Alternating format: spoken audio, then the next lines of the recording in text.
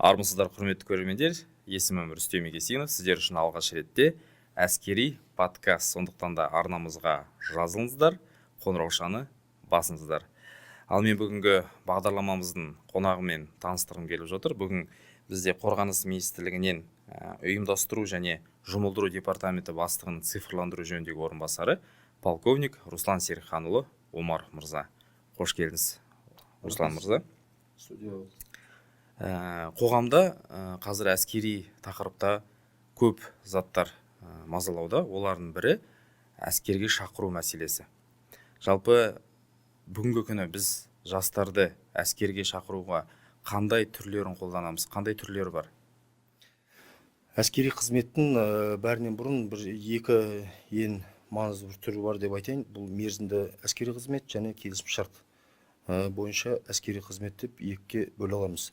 Бұдан басқа біздің халқымызды көп мазалайтын бір мәселе 24 жасқа толған азаматтарымыз 40 күндік әскери мектептерінде оқу әскери техникалық мектепте. Әскери техникалық мектепте білім көріп, содан кейін олардың мәртебесі әскери шақырылушыдан әскери міндеттіге ауысатын болады.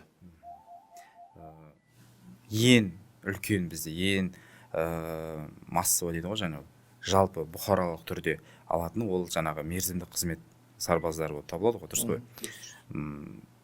Ата-аналарға, жалпы қоғамға мерзімді қызметке шақыру мәселесі әрқашан бір қиындық туғызады, эмоционалдық түрден, психологиялық түрден, бұқаралық ақпарат құралдарында да көп сынға алынып жатады. Бүгінгі күні жалпы мерзімді қызметшілерге қойылатын талаптар қандай? Осы биыл қазірге білуім бойынша әскери қызметке шақыру үрдісі әлі аяқталған жоқ, е? Осы биылғы жылғы қандай тенденциялар бар, қандай жаңалықтар бар, және биылғы жылғы шамалы бір қорытындылар бар болса, сол туралы айтсаңыз. Әрине. Айта кететін болсақ, биыл біздің президентіміздің өкіміне сәйкес 38-39 мыңға жуық жас өспірім әскери қатарға тұрғызылатын болады. Неге десеңіз, көктемге және күзгі маусым дегенге екіге бөлінеді. Күзгі маусымымыз бізде 1 қыркүйектен бастап 28 желтоқсанға дейін жалғасатын болады. Қазіргі таңда біздер ұлттық ұлан әскеріне жолдаудамыз. Енді былай қарайтын болсаңыз, көп ата-аналардың мазалайтын бір сұрағы мерзімді әскери қызметте біздің баламыз қиналады, Қорғаныс министрлігі былай жасасын, солай жасасын деген әңгімелер көп туындайды. Бірақ енді былай қарасаңыз, мен айтқым келгені, біздер ата-аналар, біздің мемлекетіміздің ата-аналары өз балаларын Қорғаныс министрлігіне, немесе ұлттық ұланға, немесе басқа әскери құрылымдарға бермейді. Біздің азаматтарымыз өз балаларын отанға, мемлекетіне қызмет жасау, бұның тәуелсіздігін сақтау мақсатында бұларды әскерге жолдайды. Неге десеңіз, мысал үшін көп айтады, әскерге барса, әскерге бармаса деп сондай сұрақтар туындайды ғой. Бірақ бұл бәрінен бұрын бұл мәселе патриоттық сезіммен байланысты деп есептеймін. Патриоттық сезім неге? Патриоттық сезім дегеніміз отанға болған сүйіспеншілік, мемлекетіне мінсіз қызмет жасау. Сол патриоттық сезімдерді негізінде біздің ата-аналарымыз, біздер өзіміз балаларымызға бере білуіміз керекпіз.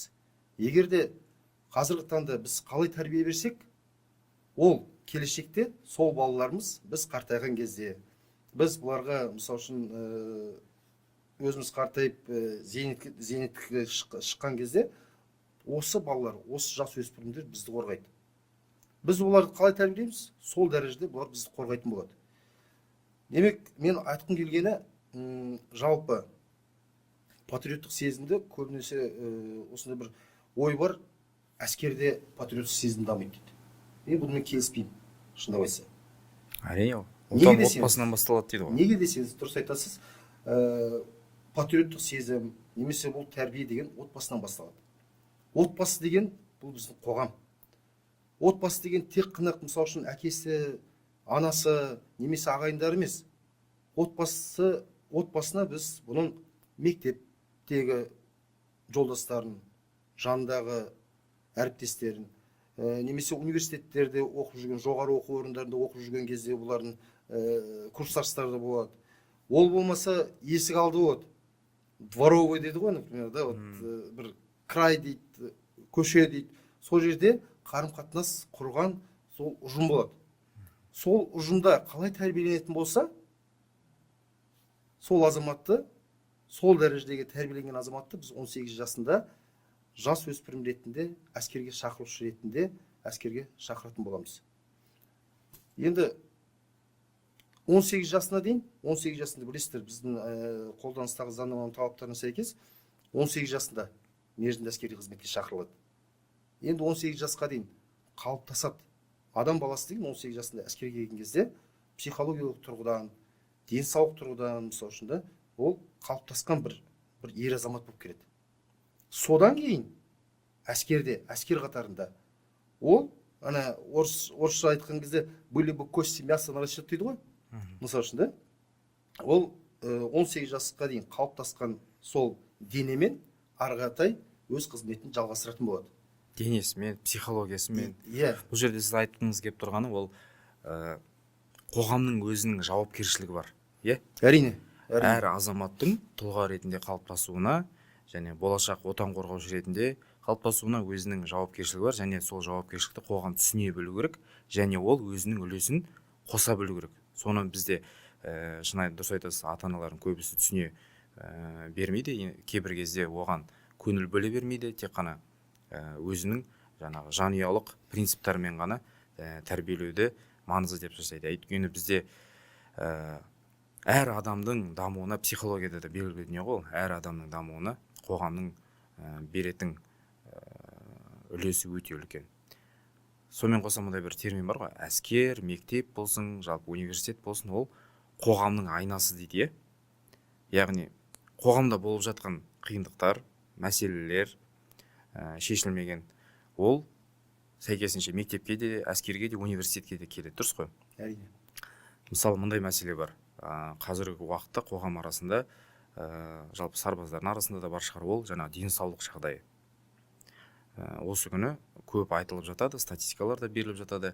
Әскерге денсаулық жағдайы төмен сарбаздар көп келіп жатады. Көп сарбаздар мерзімдік қызметке бара алмай қалып жатады, денсаулық жағдайынан, жарамсыздығынан. Сол мәселе туралы кішкене кеңінен айтып берсеңіз бізге. Бұл туралы да айтайын, сұрағыңызға көптен көп рахмет. Өте қызық бір сұрақ, неге десеңіз, денсаулық жағдайынан, мысалы үшін көз нашар көреді дейді, омыртқасы қисық дейді, тағы да басқа бір нәрселер бар дейді. Бұл қайттан сіздің айтып отырғаныңыз бұл қоғам мәселесі, қоғамның проблемасы. Неге десеңіз, бұны жеткізе білу керек. Осы 18 жасқа дейін жеткізе білу керек. Егер де, мысалы үшін, бұның кішкентай кезінде ата-анасы баласына айтып болса, дұрыстап қара, алыстан қара, жақындама, мына ұялы телефондарда қазір отырады, гаджеттерде отырады, мысалы үшін де, соларды бұның да қолдану, пайдалану бір мәселелер бар, мысалы үшін де, ережелері бар. Бұл ережелерді сақтамаса, әрдайым міндетті түрде бала деген көзінен айырылады. Егер де, мысалы үшін, сабақ оқып жүрген кезде, оқып отырған кезде қисық отырып, бізде мұғалімдеріміз отыратын, асан көдержи деп ұрсып отыратын да, мысалы үшін де, сол болмаса, бұларды балаға айтпаса, бала қайдан білсін? Енді мен сіздерге айтайын,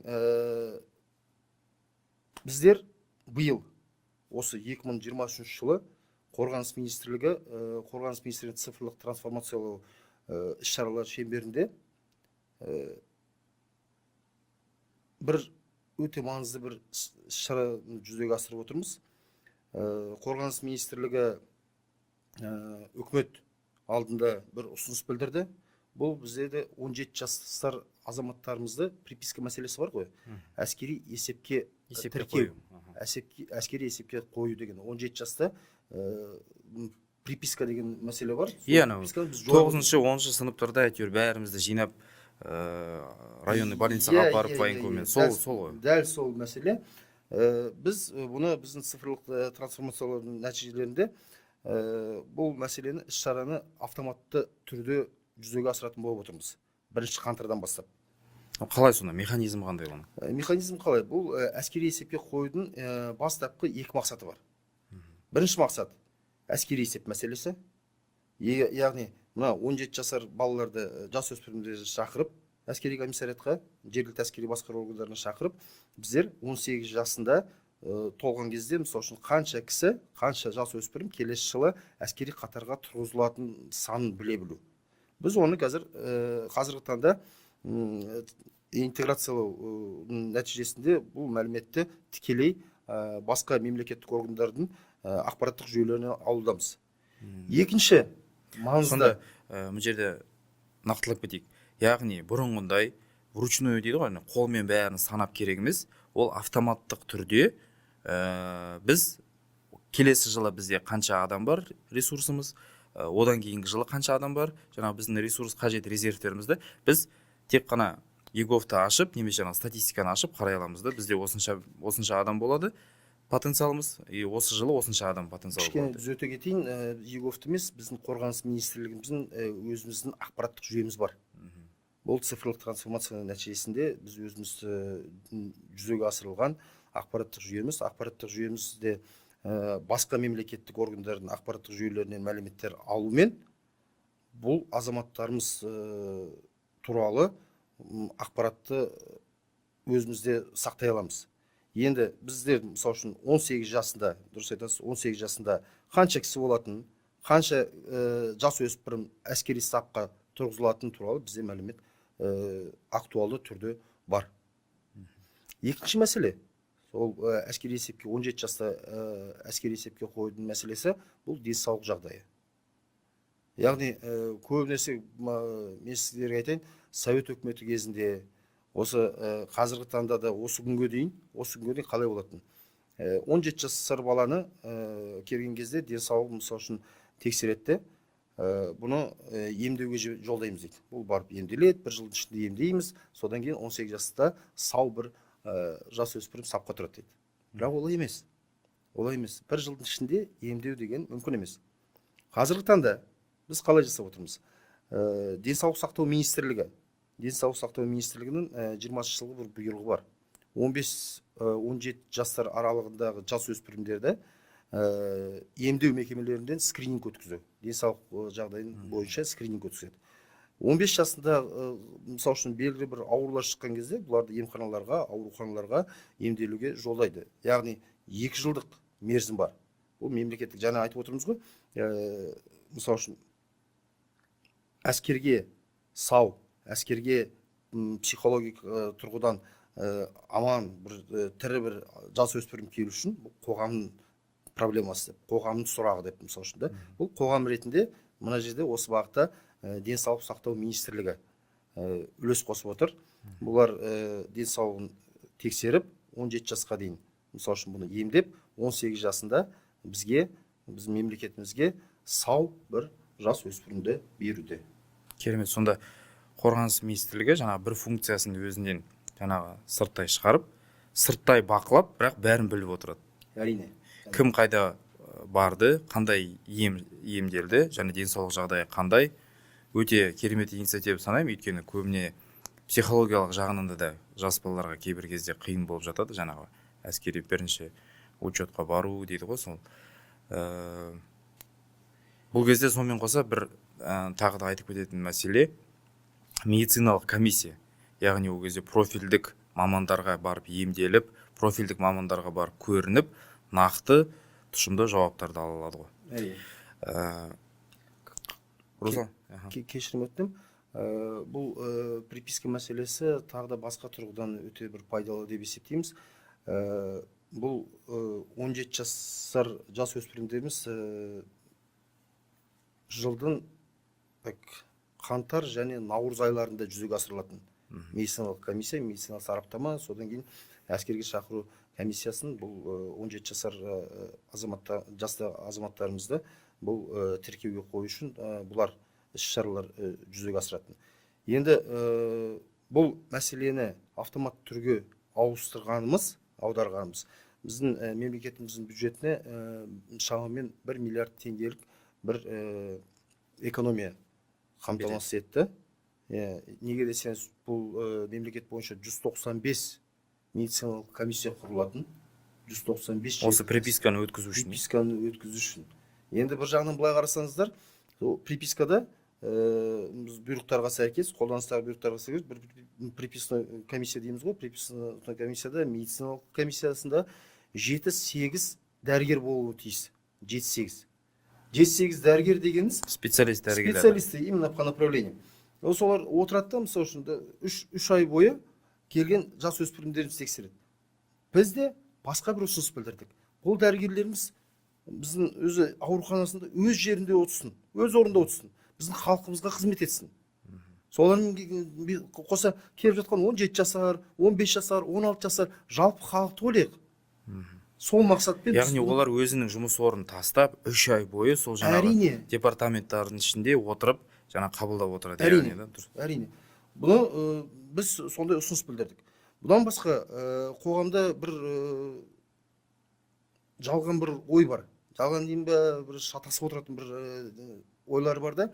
Мысалы үшін әскерге шақыру комиссиясы, медициналық комиссия қорғаныс министрлігіне бағынысты деп.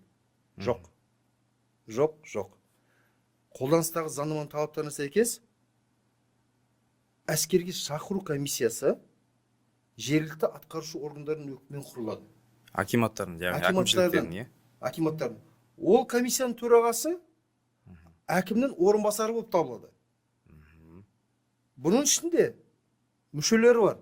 Мүшелері, члены комиссии дейміз ғой, мысалы үшін да, ол мүшелері. Біреу ровдының бастығы, біреу отдел здравоохранения, отдел образования, бүкіл басқа ұйымдардың басшылары. Профильдік ұйымдар кіреді ғой. Әрине.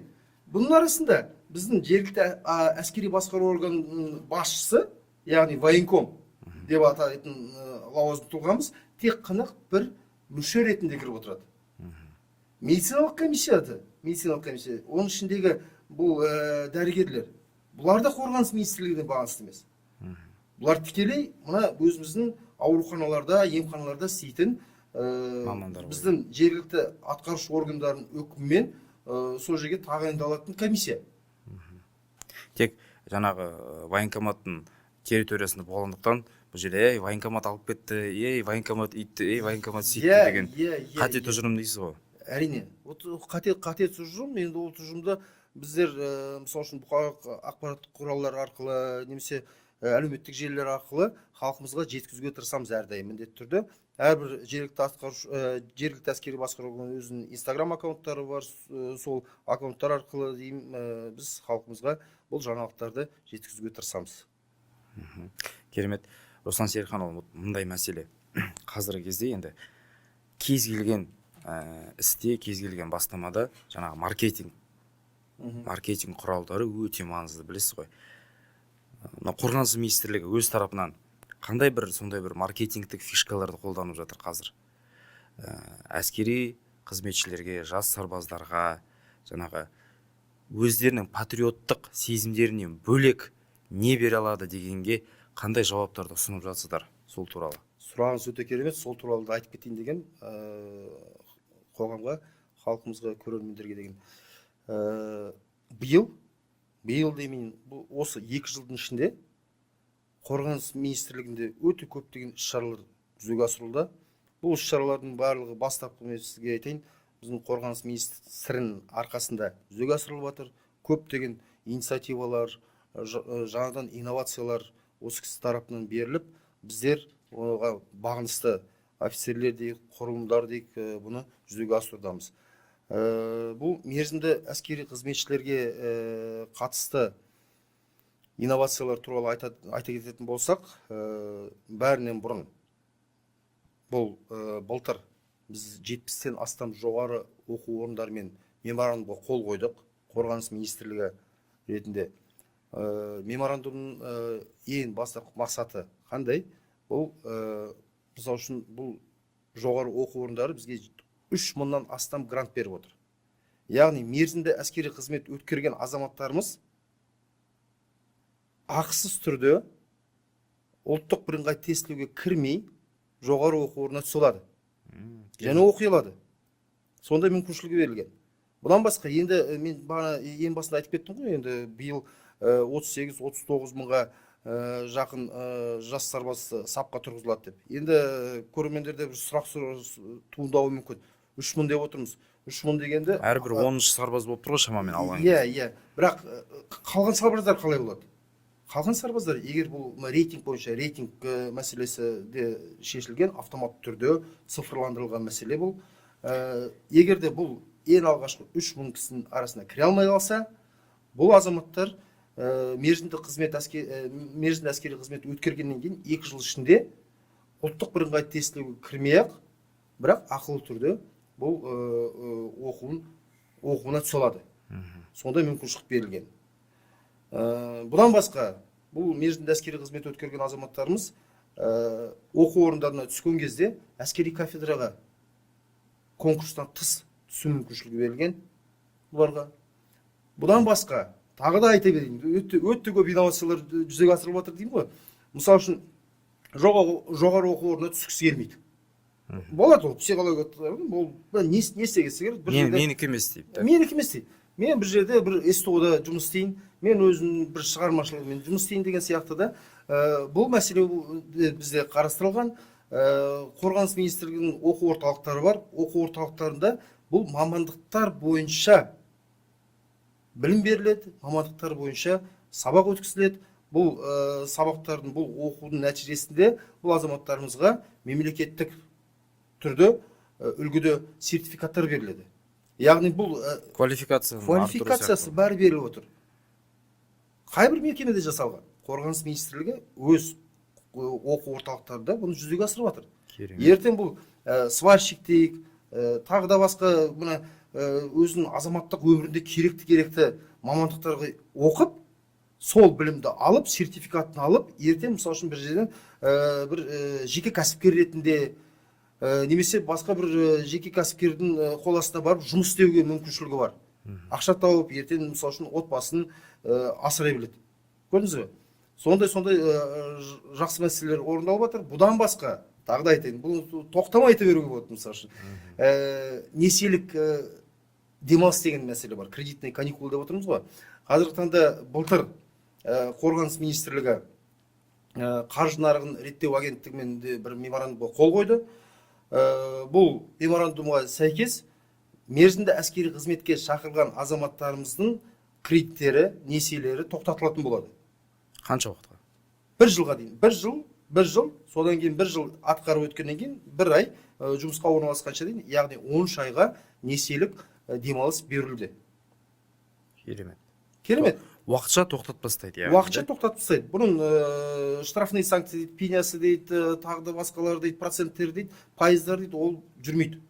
Жүрмейтін болады. Жаңадан есептеліп, арғатай азаматымыз өз мерзімді әскери қызметін ешбір уайымдамай, кредитін төленіп жатыр ма, төленбей жатыр, не болды, қалай төлейін деп уайым қайғысыз отанына, еліне, жеріне қызмет жасау мүмкіншілігі берілген. Бұл өте керемет, өйткені қазірде әлеуметтік желілерде байқап жатамыз ғой. Балам ан жаққа ақшасын жіберіп жатыр дейді, мына жаққа ақшасын жіберіп жатыр дейді. Мынау сарбаздар қазір көбінде енді кәмелетке толған жас бала, намысы жібермейді, кредитім бар деп айтқысы келмейді, дұрыс қой? Әрине. Сонымен ата-анасынан жасырып әскерге барады. Кредитті бірдеңе қылып жабу керек қой. Мен өзім таныстарымның да басынан өткен. Кредитім бар еді, анаған жібер, мынадан жібер, әркімнен андан 3 мың, мындан 5 мың алады да, сонымен кредитін жабады. Ата-ана қалай деп ойлайды? Уайымдайды. Баламды бопсалап жатыр, ақшасын сұратып жатыр деген сияқты. Өте керемет инициатива деп санаймын. Алдағы уақытта бұл біздің ата-аналардың тарапынан да, сарбаздардың тарапынан да жақсы бір пікір шығаратын бір бастама деп санаймын. Мен кешіріп өттім, бұл келешекте емес, алдыда емес, қазіргі таңда біз бұның нәтижелерін көріп отырмыз. Бұрын, мысалы үшін, бұдан 3-4 жыл бұрын ата-аналардың ой пікірлері бөлек болатын. Бұл кредитін қалай жабады, оқуына қалай барады, оқуын қалай оқиды деген сияқты. Қазіргі таңда тенденция жалпы мүлдем өзгеріп жатыр. Қазір бұрын, мысалы үшін, айтып едік қой, әскерге шақырылады, бұл не істейді, 1 жылдай оқуын оқи алмайды, тағы да 1 жыл жоғалтады деген сияқты, мысалы үшін да. Бірақ ол жоқ. Қазір бүкіл мүмкіншіліктер беріліп отыр. Әскердегі 1 жылың сенің қаншама есікті ашып отыр, иә. Специалист боласың ба, сертификатыңды ал. Оқуға түсем дейсің ба, рейтингіңді жина да оқу орнына тегін түс. Кредитімді төлей алмай жатырмын, жұмысымды таба алмай жатырмын деп қиналып жатсың ба, әскерге барды, кредитіңді тоқтат, бір жыл бойы дайындал, өзінің өміріңді сарапқа сал, белгілі бір мақсаттарыңды қой, психологиялық түрде, менталды түрде өзінің денсаулығыңды дұрыстап, ер азамат болып, үлкен жауапкершілікпен сыртқа шықты да өз өміріңді жаңадан бастауға көптен көп үлесін қосады деген ой келіп жатыр да. Мен сіздің әңгімеңізді тұжырымдай келе. Тағы да бір әлеуметтік мәселе, желілерде бір көтерілетін бір көптен көп мәселелердің бірі ол неге бізде мерзімді әскери қызметке алып кетіп жатады, неге біз одан бас тартпаймыз, неге біз басқа мемлекеттер сияқты жаңағы келісімшарт бойынша армия құрмаймыз, неге біз сарбаздарымызды беру керек деген бір сұрақтар келіп жатады. Осының бір нақты бір жауабы бар ма? Қалай ойлайсыз? Неге бізге мемлекет келісімшарт емес мерзімді қызметті осы күнге дейін, әрі күнге дейін қолданып жатыр? Өзінің ойыңызды немесе нақты бір жауабыңыз бар болса, бір аргументтермен айтып берсеңіз. Өзімнің ойым мынандай. Біздер Қазақстан Республикасы болып, ата-бабаларымыздан мұра ретінде келген осындай бір мемлекетке иеміз. 2.700.000-нан астам шаршы километрлік. Енді ойлаңыздар, осы аланды, осы өлкені, осы өкіметімізді, еліміз, жерімізді келешекте басымызға бір нәрсе келген кезде қорғай білу үшін біздің халқымыз, біздің жастарымыз демейін, барлық бүкіл халқымыз ертең сондай бір уақыт келіп қалатын болса, қару ұстап, елімнің тәуелсіздігін, егемендігін қорғайым деп сапқа тұруға дайын болу керек. Егер де келісімшарт бойынша, дұрыс айтасыздар, ондай ойлар бар, неге келісімшарт бойынша әскер болмайды, неге біз мерзімді қызметті алып тастамаймыз? Мерзімді қызметке шақыру және бір жыл ішінде бұл жастарымызды қарумен қалай қолданатын, тактиканы үйрету мәселесі бір жылдың ішінде оған құйылады. Ертең бір қауіп туындаған кезде бұл азаматымыз қару ұстап, біздің осы ата-аналарымызды, біздің апаларымызды, әжелерімізді қорғай білу үшін, сапқа тұру үшін біз осындай дайындықтан өткіземіз. Сондықтан мерзімді әскери қызмет міндетті түрде болу керек деп ойлаймын. Менің өз пікірім, шындап айтса. Егер де келісімшарт бойынша болса, басқа халқымыз, әскерге бармаған халқымыз қалай өмір сүреді? Мысалы үшін, мен өзім телефон, ұялы телефон нөмірі бүкіл жергілікті әскери басқару органдарында кіреберісінде тұр. Барлығы звондайды, әлеуметтік желілерде, мысалы үшін, анықтамалар беріп жатқан кезде, бар жерде өз телефон нөмірімді беріп отырамын. Маған звондайды. Бір азамат жақындарда бір оқиға болды. Шығыс Қазақстаннан, қателеспесем, Ридерден. Мен кезінде денсаулық жағдайы бойынша жарамсыз болып қалып едім. Бірақ мен қаруды қалай ұстайтын, қалай жүгіретін, қалай ататын үйренгім келіп отыр. Соны айтып отыр маған. Адам баласы, нағыз азамат. Мен ертең жарайды, денсаулық жағдайы бойынша мерзімді әскерге шақыруға жарамсыз болдым. Бірақ ертең бір қауіп туындайтын болса, мен қалай халқымды, қалай елімді қорғаймын, соны уайымдаймын дейді. Еліме не істеп көмектесе аламын деп уайымдаймын. Қалай көмектесем дейді. Мен қаруды қалай ұстайтынын білмеймін дейді. Маған сондай үйрету мақсатында немесе сондай бір жаттығу жүргізілсе ғой деп қорғаныс министрлігі тарапынан сондай бір іс-әрекеттер болса ғой деп сондай ұсыныс білдіріп жатыр. Көріп отырсыз ба? Біздің елімізде сондай азаматтар бар болғанына, шындап айтса, сондай бір сүйіспеншілікпен, сондай бір оймен қарайсың. Как действительно приятно становится. Риза боласың. Көрдіңіз бе? Яғни мерзімді әскери қызмет керекті деп ойлаймын.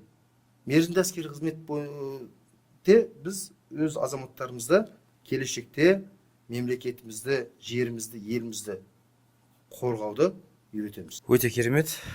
Руслан Серікханұлы, сізге көптен көп рахмет. Бүгінгі студиямызға келіп, өзіңіздің тұшымды жауаптарыңызбен көрермендердің алаңдаған сұрақтарыңызға жауап бергеніңіз үшін. Елімізді қорғайтын азаматтар көп болсын дейік. Руслан Серікханұлы, көптен көп рахмет сізге. Қызметіңіз алға баса берсін. Ел қорғайтын азаматтарымыз көп бола берсін. Құрметті көрермендер, осымен әскери подкасттың бірінші шығарылымы аяқталды. Арнамызға жазылыңыздар, қоңыраушаны басыңыздар. Келесі эфирлерде кездескенше.